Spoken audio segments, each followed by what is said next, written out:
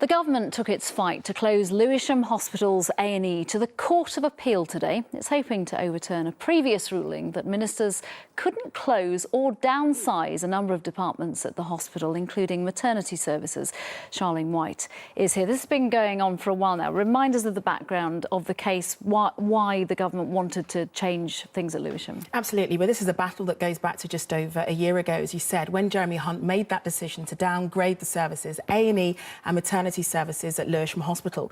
Now, this was all to solve a problem of a neighbouring South London Healthcare Trust, which has a deficit of about £65 million. Now, as soon as local residents realised what was happening, they mounted a huge campaign to keep the services, which involved taking to the streets for several planned marches and taking the case to the High Court.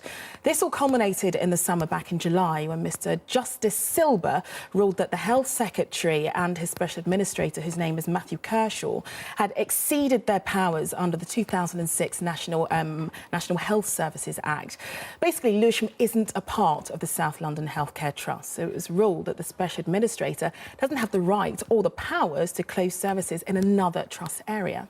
Why is it back in court today, then? Well, although campaigners were over the moon back in July when this ruling happened, the battle was far from over. Jeremy Hunt is trying to overthrow Justice Silber's ruling. He's arguing the Special Administrator did have the necessary powers to change services at Lewisham, and the Department of Health released a statement today saying South London Healthcare NHS Trust has been running at a loss of about £1 million a week. That's money that has been diverted from frontline patient care. So, of course, we were disappointed by the High Court decision to block the changes, and we have now appealed this decision. So, once again, protesters have taken their placards to central London.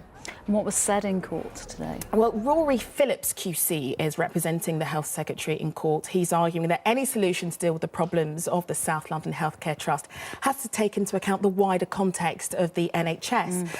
Now, Mr Justice Silber had adopted, he says, too narrow a view of that 2006 National Health Services Act. Now, this whole thing is due to last for 2 days, so protesters will be back there tomorrow. All right, Charlene, thank you. A London